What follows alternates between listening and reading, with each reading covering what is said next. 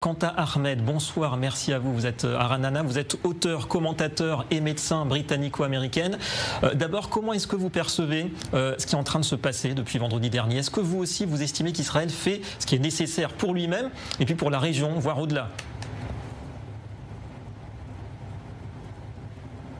Merci beaucoup de m'accueillir. Je pense que nous vivons une époque exceptionnelle.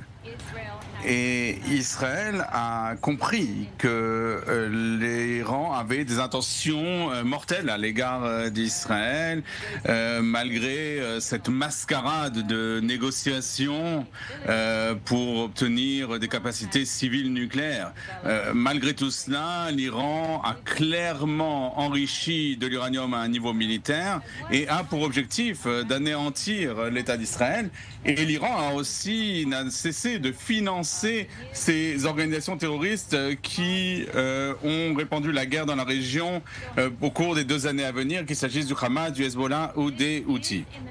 Et c'est dans l'intérêt national de l'État d'Israël de dénucléariser l'Iran, mais il y a aussi des bénéficiaires beaucoup plus nombreux.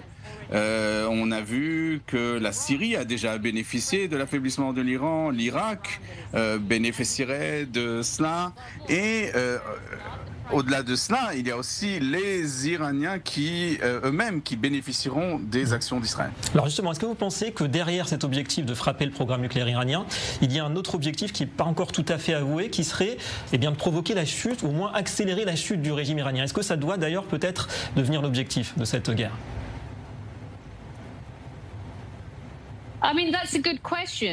C'est une bonne question, mais non. Je pense que c'est quelque chose qui dépend des Iraniens eux-mêmes. Mais j'étais enfant en Iran avant la révolution de 1979. Les Iraniens ont souffert plus que tout d'autres du régime islamiste iranien. Mais il faut aussi comprendre que ce régime islamiste a exporter le terrorisme dans divers continents, a coûté la vie à des centaines de juifs, par exemple en Amérique du Sud, a assassiné un ambassadeur d'Arabie Saoudite, a aussi financé des commandos islamistes comme le Hamas, le Hezbollah.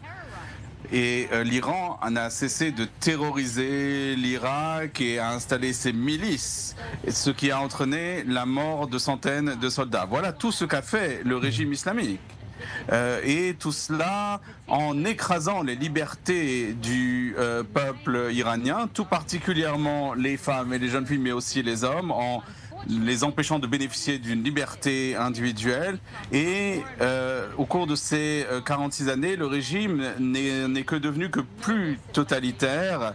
Et c'est une insulte à la civilisation noble perse qui a 5000 ans d'âge.